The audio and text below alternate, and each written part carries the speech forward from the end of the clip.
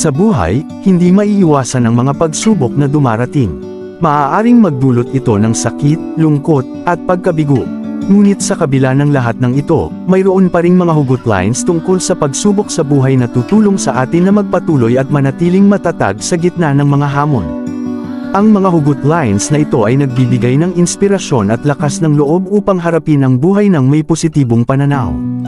Narito ang ilang mga nakakapagpabilib na hugot lines tungkol sa pagsubok sa buhay na makakapagbigay sa iyo ng motibasyon at inspirasyon. 1. Ang pagsubok sa buhay ay parang ulan, minsan malakas, minsan mahina, pero kailangan mong magpakatatag para makaraos. 2. Kapag ang buhay ay nagbibigay ng mga pagsubok, huwag kang sumuko. Dahil sa bawat pagsubok na iyong nalampasan, mas lumalakas ka.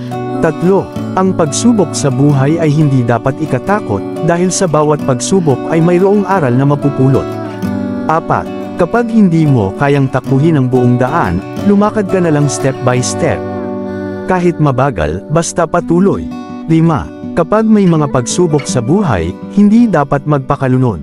Kailangan mong lumaban at maniwala na kaya mo itong malampasan.